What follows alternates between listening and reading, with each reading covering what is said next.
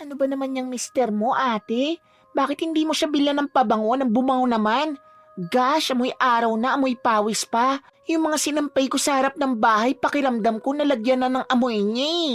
Crystal, hinaan mo nga lang yung boses mo. Saka kung makapagsalita ka, alam mo namang galing sa trabaho ang Kuya Edgar mo. Malamang pagod yan sa maghapong trabaho nila. Paano ba naman kasi, sa dinami-dami ng trabahong pwedeng pasukan, pagiging construction worker pa ang binagsakan? At sa dinami-dami rin ng lalaki sa mundo, bakit sa katulad ka pa niya nagkagusto? Pagtatalunan na naman ba natin yan, Crystal? Saka hindi porke ganun lang ang trabaho ng Kuya Edgar mo, iinsultihin mo na siya at mamaliitin. Mabuting tao at mapagkakatiwalaan si Edgar, kaya ako siya nagustuhan at pinili. Sus, nagawa mo pang ipagtanggol. Di bali na nga, at least ako maraming manliligaw. Ang iba sa kanila may kaya pa sa buhay at may sarili pang sasakyan.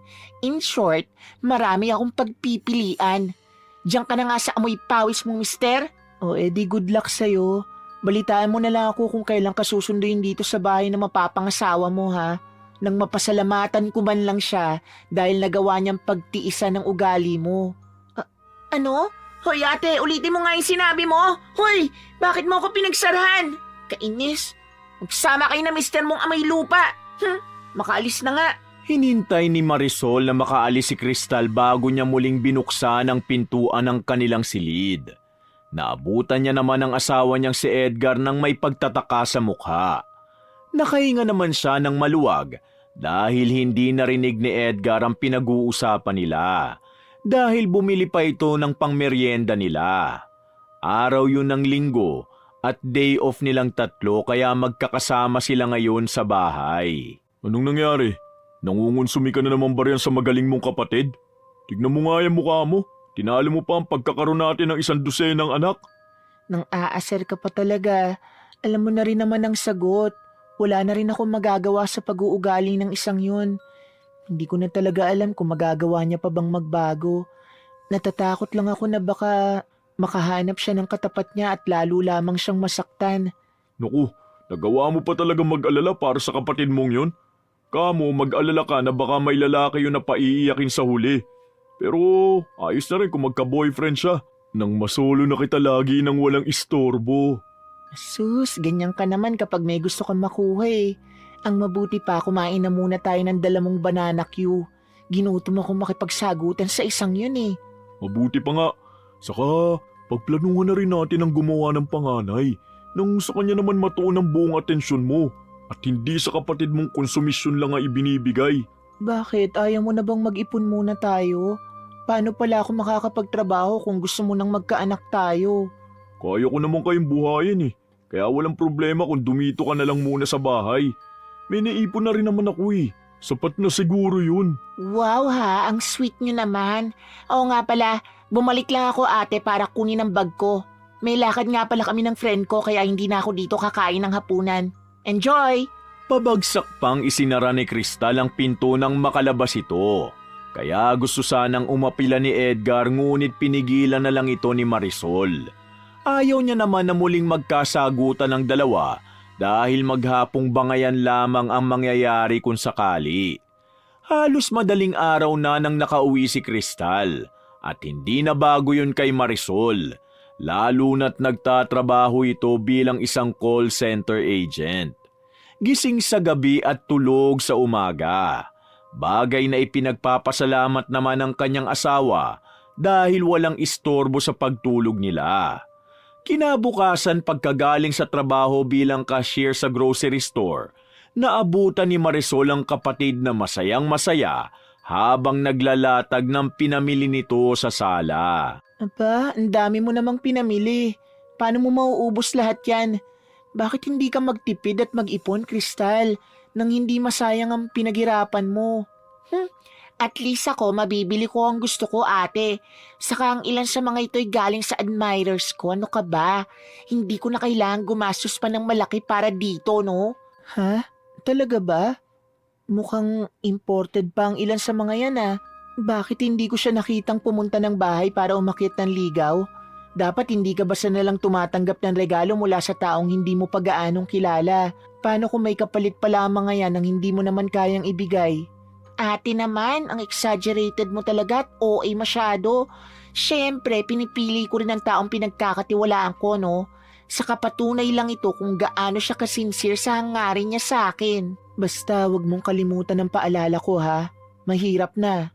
Oo na, ako pa ba? O ito, sa'yo na itong lotion. Di ko kasi type ang amoy niyan eh. Para kuminis naman ang balat mo. Salamat kung ganon. Kailangan ko pa palang mamalengke, baka may ipapabili ka. O kaya samahan mo na rin ako. Mamaya pa naman ang duty mo, di ba? Aalis din ako agad, ate. Ikaw na lang, kaya mo na yan. Oh, anong meron? Ba't makalat ang sala? Ayun na pala, mister mo, ate. Siya na lang ang isama mo. Sa kwarto lang muna ako at magliligpit. Alis na rin ako maya-maya lang. Tignan mo tong kapatid mo, Han. Kung makaiwas sa akin, kala mo diring-diri. Naku, wag mo nang patulan pa ang isang yan. Hindi ka pa nasanay. Mamamalengke nga pala ako. Kulang kasi ang dala kong pera kaya umuwi pa muna ako. Oh, di ba't sahod na ng kapatid mo? Nakita ko marami siyang pinamili ah. Di man lang ba nagbigay kahit pang ulam lang? Nako, wag mo nang asahan pa ang isang yon. Sinabihan ko na rin kasi siyang mag-ipon nang hindi mapunta sa wala ang pinagtatrabahuhan niya. Yan din kasi ang mahirap sa'yo eh. Kinukonsinti mo rin. Parang siya na yung naging anak natin ah. Baka naman kung magka-baby na tayo, hindi lang atensyon mo sa akin ang agawin ng kapatid mo, kundi pati ang para sa magiging anak natin. Ano ka ba? Hindi mangyayari yun. Hayaan mo, pagsasabihan ko siya ulit. Nagbigay naman siya ng para sa upa sa bahay noong nakaraang buwan eh. Eh paano naman ang para sa tubig at kuryente? Hindi ba sagot natin pareho yun? Samantalang ang kapatid mo ang mas magastos sa paggamit o konsumo ng tubig at kuryente. Ni walang maiambag man lang. Walang maisagot si Marisol dahil tama naman ang asawa niya. Naging malaking pabigat na ang kapatid niya mula nang doon na ito tumira sa kanila. Ultimo pang grocery ay wala itong maibigay, gayong ito ang may pinakamalaking sahod sa kanilang tatlo. Kung hindi pa siya makikiusap, saka lamang ito magkukusa sa pagbibigay. Nang sumunod na araw, inabutan ni Marisol ang kapatid na nakikipagbangayan sa isang binata sa tapat ng kanilang pintuan. Nagtataka niyang nilapitan ang mga ito. Kristal, kahit minsan lang sana pakinggan mo ako. Hindi naman lahat ng tao nanliligaw sa'yo para lang sa itsura mo, Seryoso ako sa'yo. Wow seryoso raw. Kung seryoso ka nga, di sana hindi mo ako pinipilit sa gusto mo. Wala akong time sa mga drama mo, Jobert. Lalong wala akong time na mag-entertain ng mga hampas lupa at dugyot na lalaki. Kung gusto mo magpakahangal sa harap ko, problema mo na yon. Hindi mo ba talaga ako bibigyan ng kahit isang pagkakataon para patunayan sa'yo na seryoso ko? Saka bakit ba ganyan ka? Ang sakit mo magsalita. Samantalang nung nakaraan lang, tinanggap mo naman ang mga binigay ko sa'yo. Ay nako, humanap ka na lang ng ibang babae. Hindi ko kasalanan kung nahulog ka sa kagandahan ko, no? Choice mo na magbigay ng regalo sa akin at hindi ko yun hiningi. Saka asa ka naman napapantay ang beauty ko sa itsura mo. Ang itim-itim mo nga eh. Saka wala ka sa ibang manliligaw ko, no? Lahat sila mayayaman at gwapo. Ano namang inaasahan mo? Na pipiliin kita kesa sa kanila? Nakita ni Marisol ang pamumula ng mukha ng lalaki at pagkapahiya nito. Ang sakit naman kasi talagang magsalita ni Kristal. Kaya naman bigla siyang nakialam para pigilan ang kaguluhan nang hindi na umabot pa sa pisikalan ng pagtatalo ng dalawa. Ano ba ito, Kristal? Ano ba nangyari dito? Hay naku ate, nakikialam ka na naman. Pasensya na po pero sobra na talaga ang ugali ni Kristal. Niloloko niya lang ang mga lalaki. Tinatanggap ang mga regalo tapos sinatapon ng tao na parang basura. Pinaasa niya lang ako Sabi niya bibigyan niya ako ng pagkakataon pagkatapos ko siyang bilan ng mga pampaganda niya. Pero ngayon ayaw niya nang lumalapit ako sa kanya. Kristal, ano ba? Bakit mo ginaganyan na? Ate naman, wag mo nga ako igaya sa'yo na tatanggap na lang ng lalaking wala namang ibubuga. Kung hindi ko siya type hindi ko siya type. Saka siya tong makulit na nagbibigay ng regalo sa akin. Tingnan mo nga ang itsura ng lalaking yan. Ang baduy. Hindi siya bagay sa akin. Magmumukha lang siyang ewan kapag akong kasama niya. Nakakahiya. Saka hindi ko siya pinaasa, no?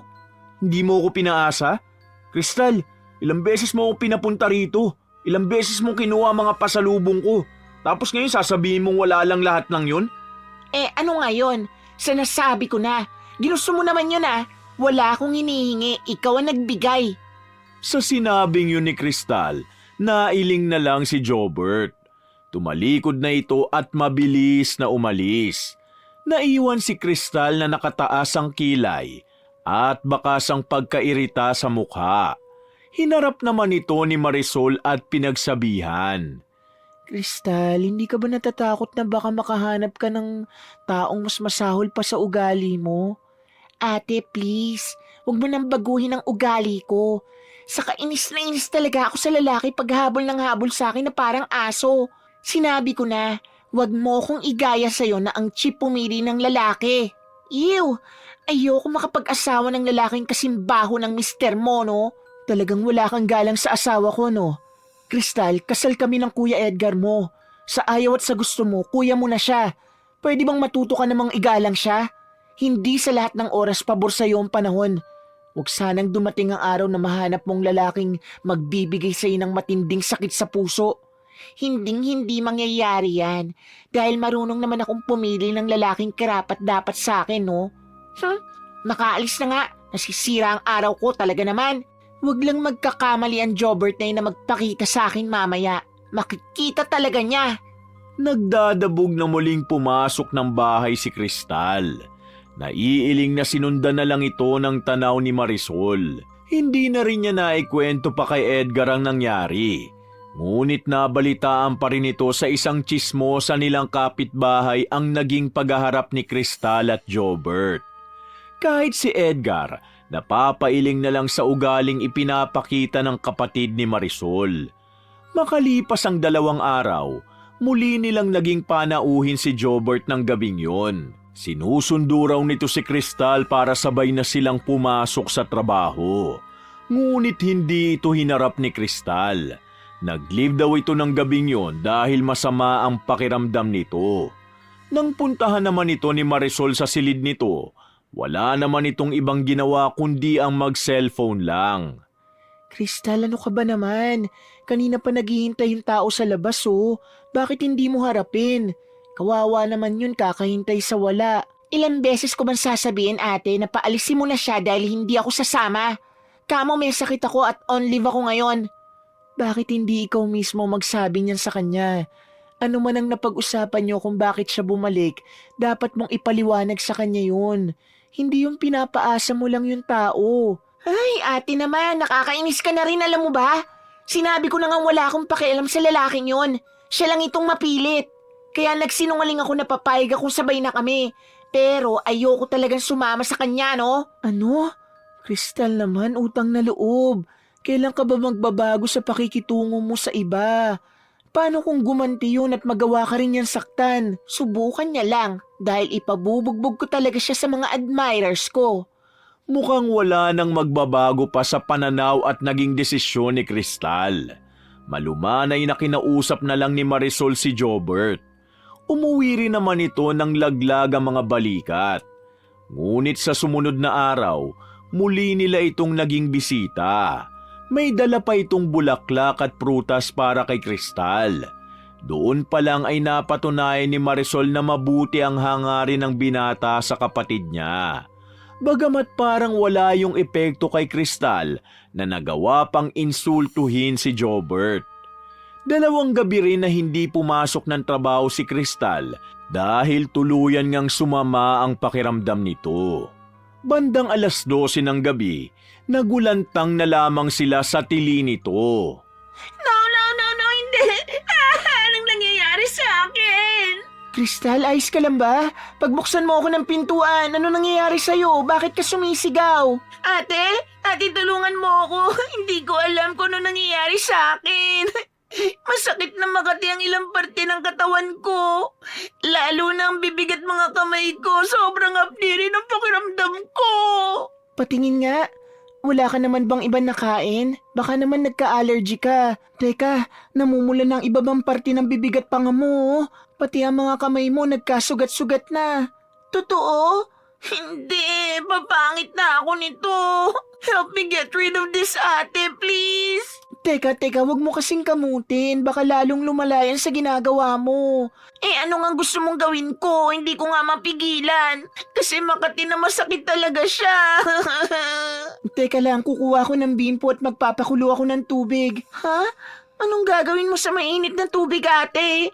Bubuhusan mo ang katawan ko? Grabe ka naman. Ganito na nga ang kondisyon ko. Yan ang mahirap sa atin, Crystal eh. Hindi pa nga kasi ako tapos magsalita, pinangungunahan mo na agad. Saka hirap ka na nga sa sitwasyon mo, ganyan ka pa umasal. Kaya ka nga siguro nagkakaganyan dahil marami ka ng taong inargabyado. Sa sobrang inis ni Marisol, hindi na niya napigilan pang pagtaasan ng boses ang kapatid. Dahil namumuro na rin ito.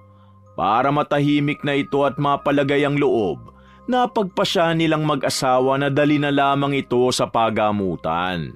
Subalit pagdating dun, wala namang nakitang problema ang doktor. Niresetahan lamang sila ng para sa allergy at pinauwi.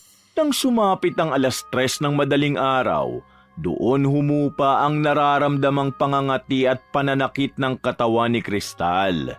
Dahil sa nangyari, nagdesisyon itong lumiban na lang muna ng 1 linggo at nanatili sa bahay upang magpagaling. At muli, naging bisita nila si Jobert ng hapong yun. Oh, Jobert, narito ka ulit? Hindi ka pa rin ba sumusuko? Alam mo namang hindi na magbabago ang desisyon ng kapatid kong yun na isang isip bata. Pagpasensyahan mo na lang din sana siya, ha? Walang problema, Ate Marisol. Gusto ko lang naman siyang kumustahin eh. Hindi lang naman to ang inaalala ko sa kanya. Pwede kasi siyang matanggal sa trabaho kung mapapahaba ang on leave niya. Wala na bang ibang paraan? Hindi ba pwedeng pakiusapan ng boss nyo?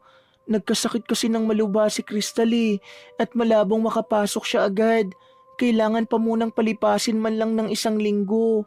Ano po ba kasi ang nangyari sa kanya, ate? Ayun, bigla na lang nagka-allergic reaction at namantalang ilang parte ng katawan niya. Wala naman daw ibang sakit, maliban sa allergy nga lang daw siguro. Pwede ko ba siya makita, ate? Gusto ko lang siyang... At anong gusto mong gawin? Bakit mo na naman ba ako hinahanap, ha, Jobert? Ano, tawang-tawa ka siguro dahil sa naging sitwasyon ko, no? Ang mabuti pa, huwag ka nang babalik pa rito. Hindi ko na rin kailangan pa yung abuloy mo. Crystal, sumusobra ka na. Nakayuko na si Jobert matapos na insultuhin na naman siya ni Crystal. Hawak-hawak niya pa ang dalang prutas at bulaklak na sana'y iiwan para rito. Naramdaman ni Marisol ang bigat ng sitwasyon at siya na ang unang nagsalita. Dahil kahit siya ay hindi na matagalan ang kagaspangan ng ugali ng kapatid.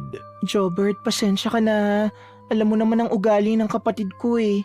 Hindi talaga madaling suyuin. Kahit minsan ako man nahihirapan na rin. Tumango lamang si Jobert at pilit nang umiti. Ngunit baka sa mga mata nito ang pagkadismaya. Paalis na sana ito nang bigla itong magsalita.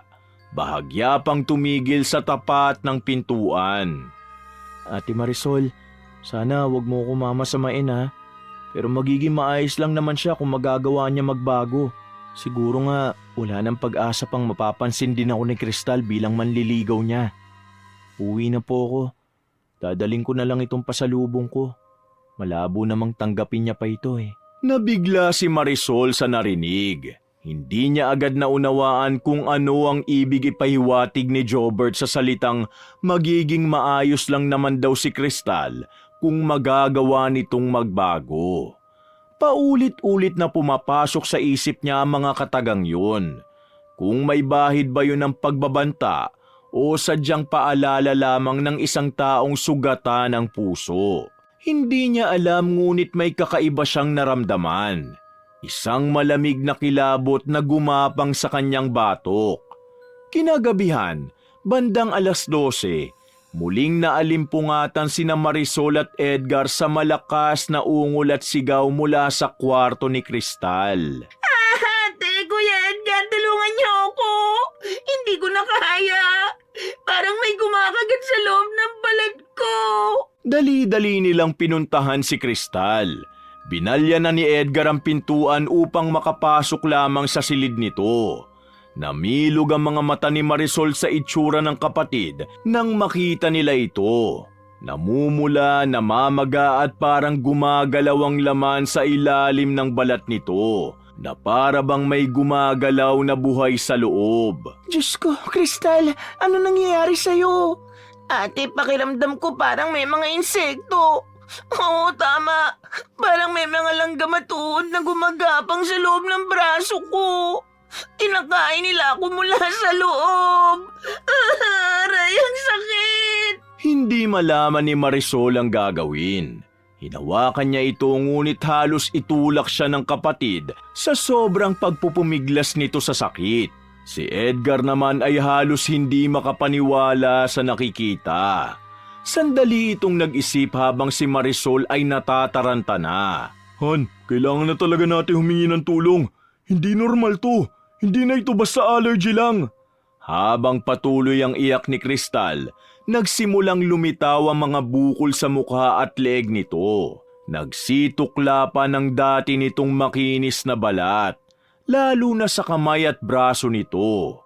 Parang mabilis na kumakalat ang sumpa na unti-unti nang kumakain sa kabuuan ng katawan nito. Ayoko na, ate. Ayoko mamatay ng ganito.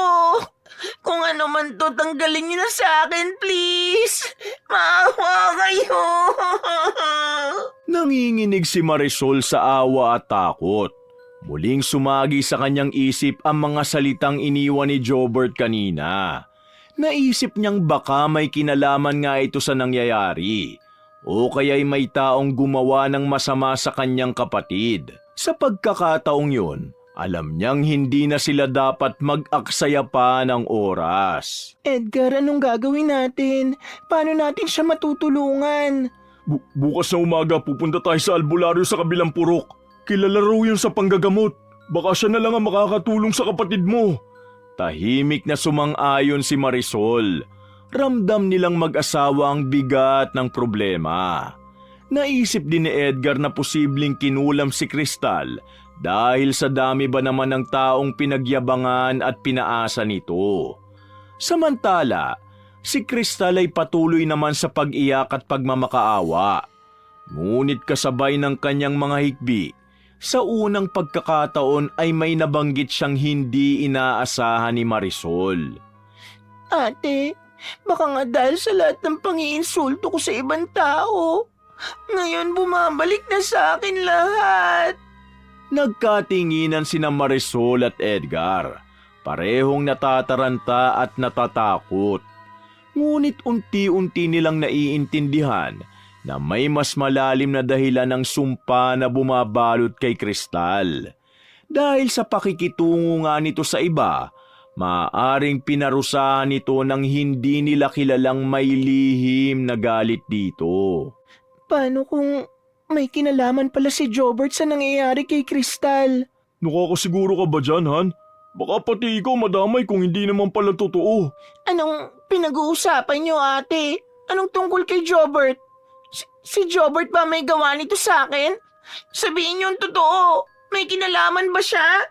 Paanong... Huminahon ka muna, Crystal. Hindi ko naman sinabi na siyang dahilan o may gawa niyan. Baka sakali lang na may alam siya. Parang ganun na rin yun, ate. Sa malamang dahil sa pagtanggi ko sa kanya ng ilang beses kaya niya ako pinarurusahan ng ganito. Ang sama-sama niya. Hindi ko siya mapapatawad. Halos magwala si Crystal dahil sa pag-aakalang may kinalaman nga talaga si Jobert sa nangyayari o naging kondisyon niya. Kinaumagahan, pinilit nila itong isama papunta sa bahay ng nasabing albularyo. Subalit nagmatigas ang dalaga, kung kaya't walang nagawang mag-asawa kundi tumuloy ng sila lang. Kinuna na lang ni Marisol ng litrato ang kapatid upang may maipakita sa manggagamot. Nang makarating sila doon, sinabi nila agad ang pakay. At ayon pa kay Mang Onel, maari daw na pinabarang si Crystal ng taong may lihim na galit dito. Gaya nga ng hinala ni Marisol. Kung ganun ho, may pag-asa ho bang magagamot pa siya? Oo naman, iha. Yan ay kung magagawang humingi ng tawad ng kapatid mo sa mga taong ginawa niya ng masama. Malalaman niyo rin ho ba kung sino talaga may gawa nun sa kapatid ko, Mang Onel? Hindi ako makatitiyak, Iha. Pero pwede mong kausapin ang kapatid mo at alamin mismo sa kanya kung kanino siya nagkasala. Naku, kung alam nyo lang Mang Onel, sa dami ng inargabyado ng babaeng yun, baka kung sino-sino lang ang maituro niya. May mga tao talagang makitid ang pangunawa. Ang payo ko lang para sa kapatid mo, Iha, magawa niya sanang magpakumbaba at humingi ng tawad sa mga nagawa niyang pagkakamali sa iba. Ika nga, kung may masamang karma, meron din namang magandang karma. Kaya nasa kapatid mo na ang desisyon na yon kung gusto niya talagang gumaling. Matapos yun sabihin ni Mang Onel, doon nagkatinginan ng mag-asawa. Kaya umuwi na sila matapos yun at ibinalita kay Kristal ang sinabi ng manggagamot. Subalit matigas pa rin talaga ang paninindigan ni Kristal dahil hindi agad ito pumayag. Muling dumalaw si Jobert sa kanila. Magpapaalam lamang daw ito na babalik na sa probinsya para alagaan ang kapatid na may sakit. Naroon ito upang makita lamang si Kristal sa huling pagkakataon. Sinalubong naman ito ni Kristal habang balot na balot ang katawan nito. Ngunit nagawa pa rin itong sungitan si Jobert. Para ano pa bang nandito ka na naman? Masaya ka na ba dahil naging ganito na ako ngayon? Kristal, kahit anong galit at sakit pa ang binigay mo sa akin, hindi ko gugustuhin na makita kang nagdurusa ng ganyan. Hindi na sumagot si Kristal. Bagamat balot ng tela ang katawan nito, ay hindi na nito naitago ang mga sugat at bukol na nagsisilabasan pa rin. Tumalikod lang ito at maring isinara ang pinto. Naiwan si Jobert sa labas na mabigat ang dibdib.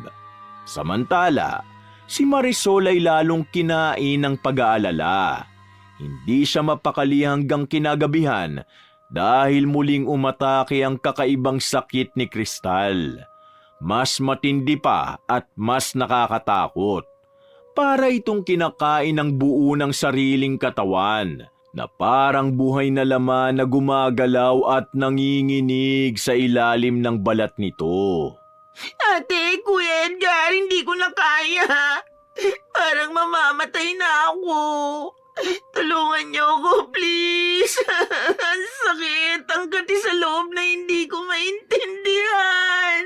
Niyakap ni Marisol ang kapatid kahit pa ito'y halos hindi na makilala sa itsura. Ang dati nitong maputi at makinis na balat ay puno na ng mga bukol, sugat at nanunuyong kaliskis. Humahagulgol na rin si Marisol dahil siya ay wala ring kayang gawin. Gayong mismong si Kristal lamang ang may kakayahan na baguhin ang sitwasyon nito. Kristal, hindi na pwedeng ganito. Kailangan na natin bumalik kay Mang Onel. Siya na lang ang makakatulong sa'yo. Sa sinabing yun ni Marisol, wala nang nagawa pa si Kristal kundi umiyak at pumayag na lang. Nang muli silang bumalik kay Mang Onel, sinalubong sila ng matandang albularyo. Mabigat ang tingin nito kay Kristal na para bang alam nitong darating sila anuman ang mangyari. Buti at dinala niyo ulit siya rito. Bago ko simulan ang ritual, may isang bagay akong dapat na ipagtapat. Ano ho yun, Mang Onel? May problema ho ba? Ako ang nangbarang sa kapatid mo, Iha. Ako ang dahilan ng ikinaganyan niya. Namilog ang mga mata ni Marisol. Halos mabitawan niya si Kristal sa pagkabigla. Nagkatinginan din sila ni Edgar at parehong hindi sila makapaniwala. Hindi nila malaman kung ano ang unang magiging reaksyon sa naging revelasyon o ipinagtapat ng matanda. Kayo, Mang Onel? Pero bakit? Hindi ko ito ginawa para lang manakit, Iha. Ginawa ko ito para ipakita kay Kristal ang bunga ng kanyang kayabangan at pang-aapi. Kung hindi niya magagawa magbago, tuluyan siyang lalamunin ng sumpa. Ibig sabihin, Kayo may gawa ng lahat ng sakit at pahirap na to? Bakit niyo to ginagawa? Ganun na nga. Pero tandaan mo, Iha, ang mga ginawa ko sa iyo ay bunga ng masama mong pag-uugali. Ang mga taong sinaktan mo, pinaasa, inalipusta. Lahat ng hinanakit nila, yun ang ginamit kong daan upang turuan ka ng leksyon. Bakit? Bakit niyo ako ginawa ng ganito? Wala naman ako natatandaan na naging kasalanan ko sa inyo, Bakit kailangan niyo? Dahil pamangkin ko si Jobert at nakikita ko ang bigat na dinadala niya dahil sa pangahamak mo. Hindi siya may gawa, tandaan mo yan. Ako ang nambarang. Pero hindi para ipagiganti ang sarili kong pamangkin, kundi para turuan ka. Kung makikita kong kaya mo magbago, babawiin ko ang sumpa. Kung hindi, wala na akong magagawa pa. Natahimik naman ang lahat. Ang mga salita ni Mang Onel ay tila matalas na patalim na bumaon sa puso ni Kristal. Ilang saglit pa, lumuhod si Kristal sa sahig ng kubo at umiyak ng todo. Hinayaan lamang nila ito na maglabas ng sama ng loob. Patawarin niyo ako. Humihingi ako sa inyo ng tawad, Ate, Kuya Edgar, pati na kay Jobert. Oo, inaamin ko. Ang dami kong taong sinaktan, pinaikot at pinagmalupitan. Akala ko walang katapusan ng ganda at yabang ko. Pero ngayon, heto ako. Halos hindi ko na matingnan ang sarili ko sa salamin. Ayoko ng ganito. Gusto ko pang mabuhay. Babaguhin ko lang ang sarili ko, Mang Onel. Handa akong humingi ng tawad sa lahat ng nagawa kong mali. Kristal, hindi ko hiniling na parusahan ka. Ang gusto ko lang, makita kang marunong rumespeto at magmahal ng tao. At kung totoo ang sinasabi mong pagbabago, kaya kitang patawarin. Nang makita ni Kristal si Jobert na dumating, lalo itong humagulgol ng iyak. Tuluyan na rin itong sumalampak sa sahig kahit may iniindang karamdaman. Naawang niyakap naman ito ni Marisol. Pilit itong pinapakalma at muling iniharap kay Jobert. Baka sa mukha nito ang matinding pagsisisi sa nagawang pagkakamali. Patawarin niyo ako. Handa akong patunayan sa inyo na magbabago na ako. Kung ganon, simulan na natin. Naglatag si Mang Onel ng mga dahon, langis at kandila. Habang binibigkas niya ang orasyon, nagsimulang kumirot ng matindi ang katawan ni Kristal. Para bang may mga insektong ang lumalabas mula sa kanyang balat. Mga maiitim na parang uod na unti-unting natutunaw sa apoy ng kandila. Sigaw ng sigaw si Kristal hanggang sa tuluyan itong nawala ng malay. Dinaluhan ito ni Marisol habang nanginginig ang katawan. Ngunit matapos ang ilang minuto, humupa ang lahat. Ang mga bukol at sugat ay unti-unti nang natuyo. Ang balat na parang natuklap ay nagsimulang magsara. Hindi agad bumalik ang dating anyo ni Kristal, ngunit kitang-kita na ang ginhawa sa mukha ng dalaga. Bumalik na ang balanse. Pero tandaan mo, Kristal, kung babalik ka sa dati mong ugali, hindi na kita maililigtas pa. Maraming salamat po, Mang Onel. Hayaan niyo po't patuloy kong pangangaralan ng kapatid ko para hindi niya na magawa pang magkamali ulit. Aasahan ko yan, Iha. O ito pala ang garapon. Pinaglagyan ko yan ng orasyon. Ilibing mo sa likod ng tinitira ninyo. Sa pamamagitan niya na unti-unti ring bubuti ang pakiramdam niya. Basta tandaan niyo lang na pag bumalik sa dati ang kapatid mo, muling babalik ang sumpa. Makakaasa ho kayo, Mang Onel. Kaming mag-asawa na ho ang bahala. Kay buti mong babae, Iha. Sana'y maging katulad mo rin ang kapatid mo. Lumipas ang mga linggo. Unti-unting gumaling si Kristal. Bagamat naiwan ang ilang peklat at bakas ng sumpa sa kanyang katawan. Nang tuluyang bumuti ang kanyang kondisyon, Pinili niyang lumipat ng tirahan at maghanap ng bagong trabaho na malayo sa dating buhay na puno ng kayabangan at panlilinlang. Nanatili siyang single dala ng trauma at takot na maulit ang lahat. Ngunit sa pagkakataong ito, natutunan niyang maging mapagkumbaba. Bago umalis si Jobert papuntang probinsya, muli itong nagpaalam. Crystal, hindi ko alam kung makikita pa kitang muli. Pero tandaan mo, wala nang galit sa puso ko. Pinapatawad na kita. Sana rin, mapatawad mo ang sarili mo. Salamat, Jobert. Hindi ko makakalimutan ng lahat. Habang buhay kong dadali ng aral na natutunan ko sa mga maling nagawa ko. Aasahan ko yan ha. Malay mo, balang araw magkita pa rin tayo. Naku, sana lang hindi na, no? Baka naman kasi, ikaw na mismo magpapabarang sa akin eh. Yan ang hindi ko gagawin, Crystal. Basta matutunan mo lang rumespeto sa kapwa at maging mapagkumbaba, may darating ding swerte sa buhay mo. Sana nga, Jobert. Salamat na rin sa pangunawa. Nang lumipas ang panahon, nang tuluyang magkaanak si Marisol at Edgar, doon na patunayan ni Crystal na maswerte ang kanyang ate dahil responsable at mabuting asawa't ama ang tulad ni Edgar na siyang ipinagpapasalamat niya naman. Dahil hindi nagkamali ang kanyang ate, hindi katulad ng inaakala niya nung una.